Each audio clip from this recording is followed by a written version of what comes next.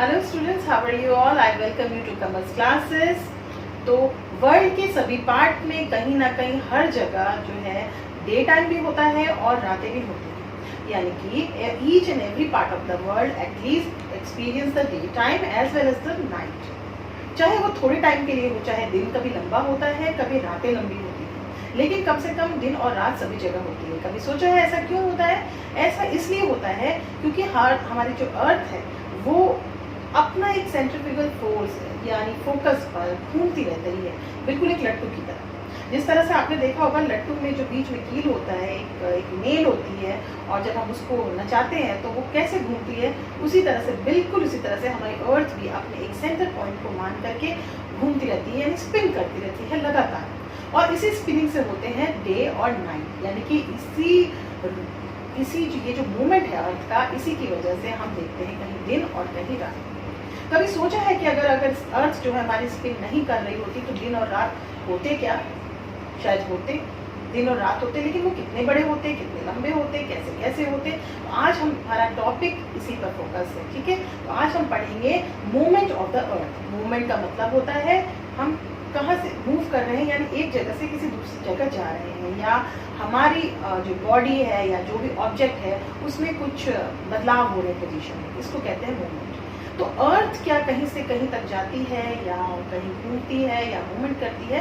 हमारा टॉपिक है आज मूवमेंट ऑफ द अर्थ, ठीक है। तो movement of the earth, of course हमारी अर्थ जो है सोलर सिस्टम में मूव करती रहती है, बल्कि हमारी अर्थ ही नहीं, बहुत सारे प्लैनेट्स हैं और स्टार्स हैं और जितने भी ऑब्जेक्ट्स हैं वो मूव करते रहते हैं, ठीक है। तो अर्थ कैसे मूव करती है? अर्थ दो तरीके से मूवमेंट होती है अर्थ की, यानी कि अर्थ की जो भी मूवमेंट है वो एक नहीं है बल्कि दो अलग अलग तरीके की है। First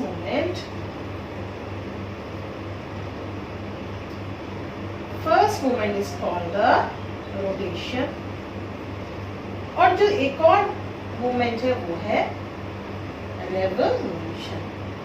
The first movement is called the rotation and another movement is called the revolution. Now what is the difference between the rotation and revolution? For example, ये है हमारा ग्लोब, ठीक है, ये हमारा ग्लोब है, और आप ग्लोब में ये एक चीज देख रहे होंगे कि यहाँ से एक पिन है, ठीक है, और वो पिन अंदर गई है और यहाँ पे निकली है, ठीक है। तो ये जो लाइन है जो अंदर ही अंदर अर्थ के अंदर से जो एक लाइन यहाँ से गई है और यहाँ निकलेगी, इसको हम कहते हैं एक्सिस। इसका मतलब है, रोटेशन का मतलब है spinning of the earth on its own axis. जब अर्थ अपने ही एक्सिस पर रोटेट करती है, खुद ही घूमती है, तो उसको कहते हैं रोटेशन, ठीक है। अर्थ की एक दूसरी मूवमेंट भी है। अर्थ न सिर्फ खुद घूमती है बल्कि साथ ही साथ वो हमारी जो सबसे मेन जो सोर्स ऑफ एनर्जी है यानी सन है, उसके चारों तरफ भी घूमती रहती है। न सिर्फ अर्थ बल्कि सारे प्लैनेट्स जो है सन को एक सेंटर मान करके उसके चारों तरफ घूमते रहते हैं। तो जब अर्थ जिस रास्ते पर घूमती है, यानी जिस पाथ पर घूमती है और सन के चारों तरफ चक्कर लगाती है, इस तरह के मूवमेंट को हम कहते हैं रेवोल्यूशन।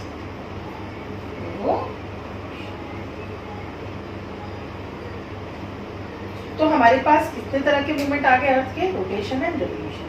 रेवोल्यूशन को हम अगली क्लास में पढ़ेंगे क्योंकि रेवोल्यूशन से बहुत कुछ जुड़ा है, और रोटेशन को हम समझेंगे आज। ऐसे तो रोटेशन से बहुत ज्यादा क्वेश्चंस नहीं आते हैं, मगर फिर भी इसमें कुछ बहुत इंटरेस्टिंग फैक्ट्स हैं, इसको आपको जानना चाहिए। तो बेसिकली ये अर्थ है, और अर्थ में जो हमारा नॉर्थ पोल और साउथ पोल, आपको पता है नॉर्थ पोल साउथ पोल। तो फॉर एग्जांपल नॉर्थ पोल से एक लाइन जाती है और वो साउथ पोल को कनेक्ट करती है, यानी अंदर ही अंदर, बाहर की तरफ से नहीं। जो लाइंस बाहर की तरफ से जाती है वो तो लॉन्जिट्यूड होती है इस तरह की, वो नहीं। अर्थ के अंदर ही अंदर मिड पॉइंट से दूसरे यानी नॉर्थ पोल से अंदर जाती है और बाहर आती है, इसको हम कहते हैं, ये लाइन जो है, ये लाइन है हमारी, ये कहलाती है axis. This line is called the axis, और यही है हमारा वो पॉइंट जिसके चारों तरफ अर्थ रोटेट करती है, ठीक है। तो इसकी क्या खास बात है? एक्सिस ये भी एक इमेजिनरी लाइन है, axis axis is also an imaginary line that joins the north pole to south pole, and this is the main center force of the earth, and earth rotate around it. ये हमारी अर्थ इसी के चारों तरफ घूमती है, ठीक है। तो हम रोटेशन के कुछ और कैरेक्टरिस्टिक्स देख लेते हैं।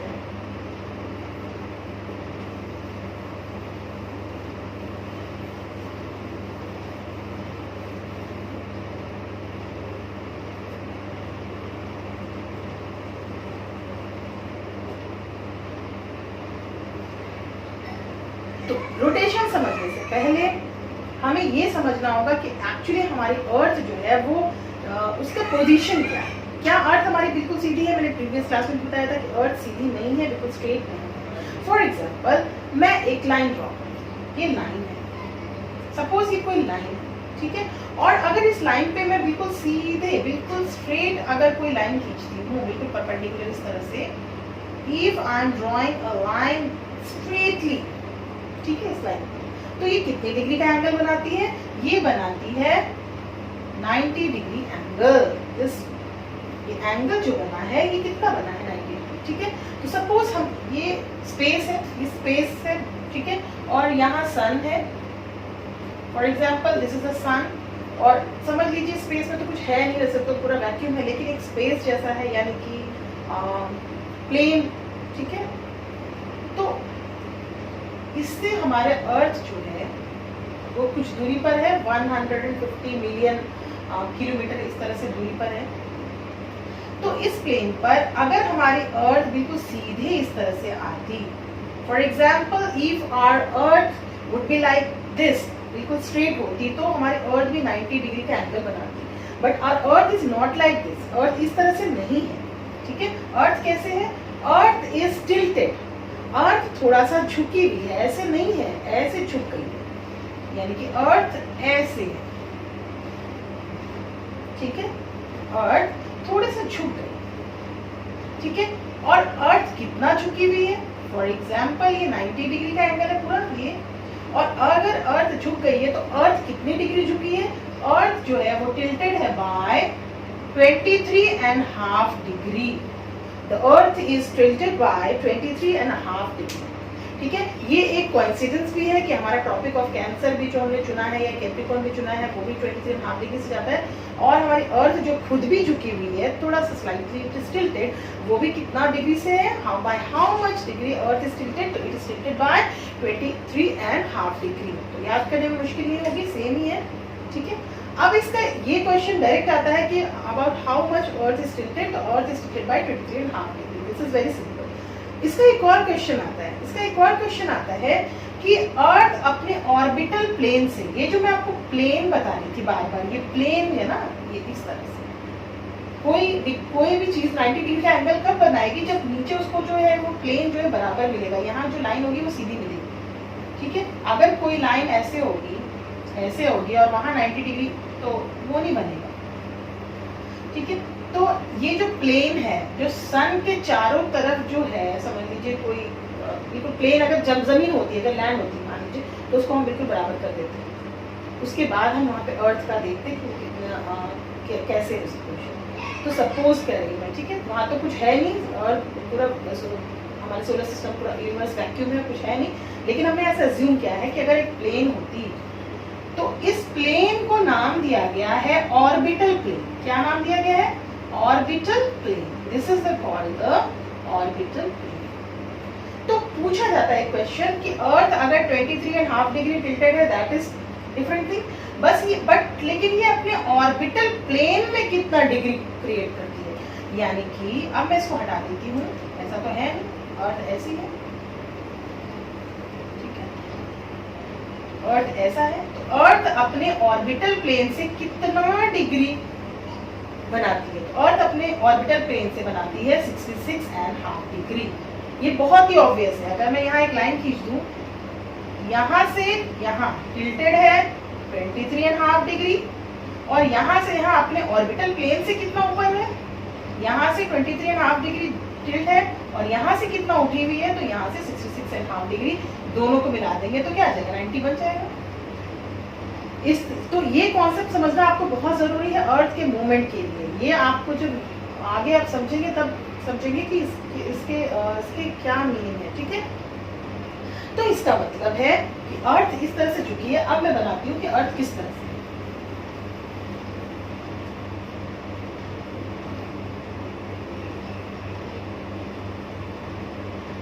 ठीक है।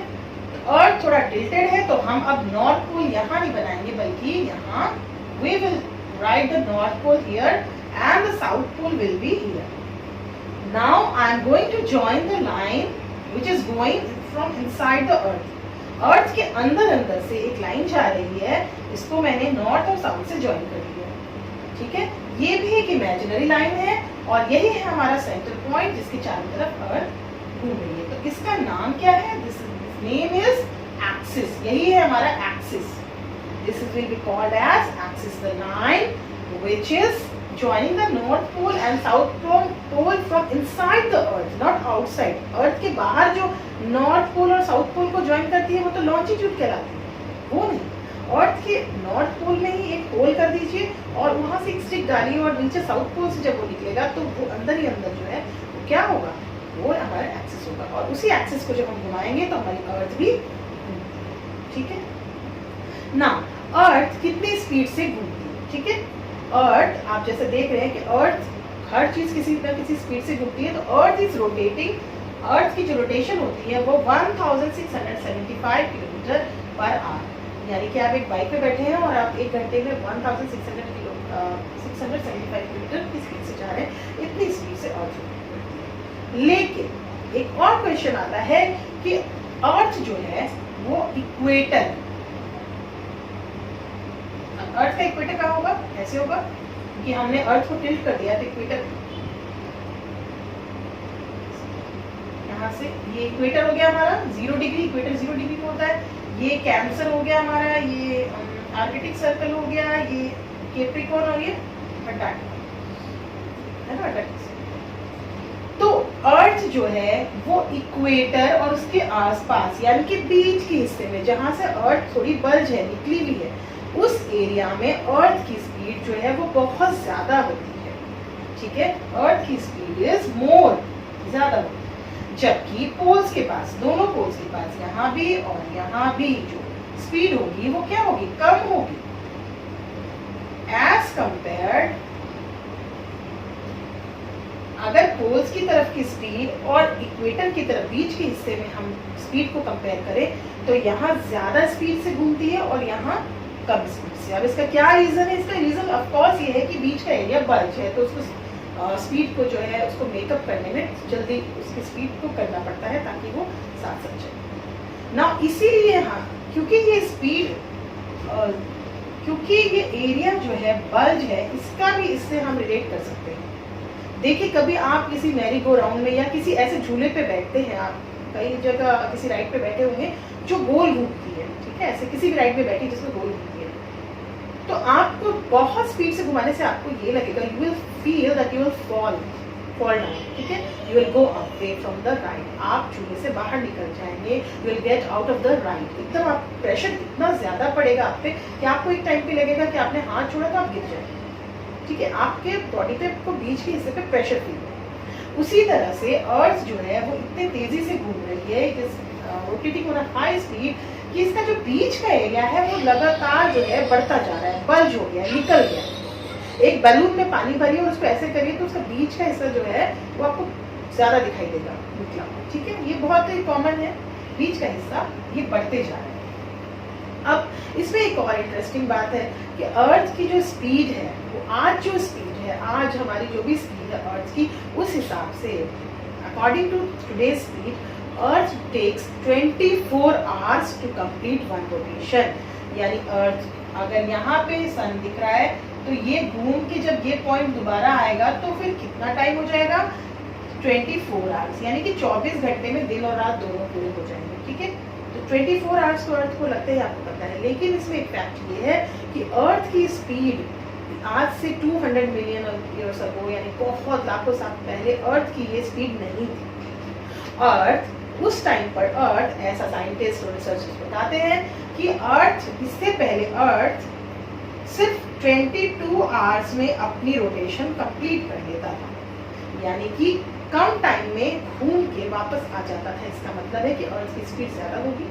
और आज से 200 मिलियन साल बाद यानी 200 मिलियन के बाद ऐसा कैलकुलेशन किया जाता है कि अर्थ की स्पीड धीरे धीरे कम होते होते स्पीड इतनी कम हो जाएगी कि उसको लगेंगे 26 आवर्स वन रोटेशन कंप्लीट करने में। ज्यादा टाइम लगेगा। इसका मतलब क्या कि अर्थ की स्पीड कम ना। अर्थ के इस तरफ यानी कि ये कौन सा हेमिस्फीयर है? Eastern hemisphere. जब अर्थ के ईस्टर्न हेमिस्फीयर में सनलाइट पड़ती है तो वेस्टर्न हेमिस्फीयर में क्या होता है? सनलाइट नहीं होता है। यानी कि the side which is facing the earth, the side which is facing the sun, the side which is facing the sun will experience the daytime, यहाँ दिन होगा, and the side which is just opposite to the sun, it will have night, यहाँ रात होगी, अंधेरा होगा।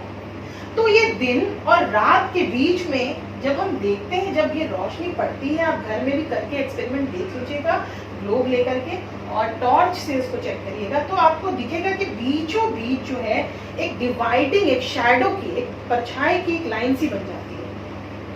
For example ये अर्थ है हमारा, ये अर्थ है, और अगर इस पे जो है मैं लाइट अगर डालूं तो इधर पूरी रोशनी होगी और इस तरफ बैक साइड जो है बिल्कुल अंधेरा होगा, ठीक है। और फिर जब ये घूम के उधर जाएगा तो उधर दिन और इधर रात, ठीक है। लेकिन इन दोनों के बीच में एक डिवाइडिंग लाइन सी आ जाती है, इधर दिन और रात के बीच में एक शैडो सा, एक परछाई सी क्रिएट हो जाती है, एक सर्कल, ये सर्कल पूरा बन जाता है। ये ऐसे घूम के ये यहाँ से मैं करूंगी तो ये नीचे से भी ऐसे करके एक सर्कल बन जाएगा। इस सर्कल को हम कहते हैं ना, इस सर्कल को एक परछाई सी बन जाती है ऐसे, ठीक है, शैडो। और ये घूम कैसे, तो इस सर्कल, ये एक सर्कल बन जाता है। ये तो फ्लैट बोर्ड है, इसके पीछे भी है, तो मैं एक सर्कल ऐसे जब बनेगा तो इस सर्कल को नाम दिया जाता है circle of illumination, circle of illumination. बस इससे यही क्वेश्चन आता है। तो स्टूडेंट्स कभी कभी ये पूछते हैं कि ma'am that earth is rotating at a very high speed, and of course because earth is rotating तो everything which is inside the earth is also rotating. जी हाँ, जो भी अर्थ के अंदर जो भी माउंटेन्स है, रिवर्स है, हम हैं, everybody is rotating, her object rotate कर रही है। तो हमें पता क्यों नहीं चलता है? Why don't we feel that we are rotating? हमें स्पीड का क्यों नहीं पता चलता है? तो इसके पीछे साइंस की एक थ्योरी है, बता देती हूँ। फिजिक्स की थ्योरी है कि अगर कोई क्लोज एरिया है, क्लोज मतलब चारों तरफ से बंद, कोई क्लोज सर्किट है या बंद है पूरी तरह से, और उसके अंदर कुछ चीजें रखी हैं, कोई ऑब्जेक्ट उसके अंदर रखा हुआ है, तो अगर वो बॉक्स, ये बॉक्स या कोई भी क्लोज एरिया है, वो बॉक्स अगर किसी स्पीड से चलेगी तो साथ साथ अंदर भी जितने ऑब्जेक्ट हैं वो सारी चीजें भी उसी स्पीड से चलेगी, जस्ट लाइक द एरोप्लेन्स।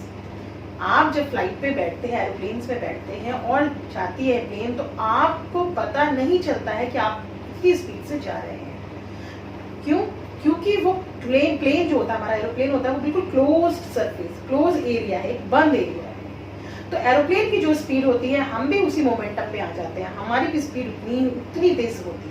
तो दो बराबर चीज जब आपस में साथ साथ चलेंगी तो एक दूसरे को फील होगा ही। यानी दो कार, और दो कार में दो लोग जा रहे हैं बैठ के, 2 people आ रहे हैं, एक इस कार में एक इस कार में, और दोनों एकदम बिल्कुल सेम स्पीड से जा रहे हैं, और वो दोनों आपस में एक दूसरे को देखेंगे तो उनको पता ही नहीं चलेगा कि वो स्पीड से कोई स्पीड है, ठीक है, क्योंकि कंपेयर करने के लिए भी हमें कुछ चाहिए होता है। तो इसीलिए जब किसी क्लोज बंद चीज के अंदर जो ऑब्जेक्ट होती है वो भी उसी स्पीड में आ जाती है, और इसीलिए अर्थ भी एक पूरा क्लोज्ड सर्किट है और हम इसके अंदर हैं, तो हम ऑफ कोर्स हम मूव कर रहे हैं लेकिन हमें कुछ पता नहीं चल रहा है, ठीक है। तो ये था अब हमारा कॉन्सेप्ट, ठीक है। अब हमारा रह गया है कि मैंने आपसे लास्ट में एक क्वेश्चन पूछा था शुरू में कि क्या होगा अगर हमारा अर्थ जो है रोटेट होना बंद हो जाए। फॉर एग्जाम्पल यहाँ दिन है और यहाँ रात है, यहाँ डे टाइम और यहाँ नाइट टाइम, और ये रोटेट हो रही है और ये कंटिन्यूसली चल रहा है। लेकिन क्या होगा कि मैं इस रोटेशन को अगर बंद कर दूं, ऐसे रोक दूं, तो आप देख सकते हैं कि एक तरफ हमेशा दिन रहेगा और एक तरफ हमेशा रात रहेगी, है ना। एक तरफ हमेशा के लिए दिन हो जाएगा और एक तरफ हमेशा के लिए नाइट हो जाएगा। लेकिन क्या ऐसा होगा? नहीं, ऐसा भी नहीं होगा। इस तरफ डे टाइम, अगर रोटेशन को रोक दूं, इस तरफ डे टाइम और इस तरफ नाइट है, ठीक है। तो आपको लग रहा होगा कि हमेशा की जिंदगी भर के लिए यहाँ सन दिखेगा और यहाँ नहीं दिखेगा, लेकिन ऐसा भी नहीं है। ऐसा इसलिए नहीं है, ये आपको अगली क्लास में रेवोल्यूशन में पता चलेगा, जब यहाँ रोटेशन रुकने के बावजूद दिन और रात चेंज होंगे, लेकिन after a very long time. तो उसको हम समझेंगे रेवोल्यूशन की क्लास में, ठीक है। तो आई होप कि आपको आज का टॉपिक समझ में आया होगा, और आप ग्लोब घर में एक ग्लोब जरूर रखिए, and a world map is also necessary, और आप लगातार उस पर एक्सपेरिमेंट करके देख सकते हैं, ठीक है। Thank you and have a nice day.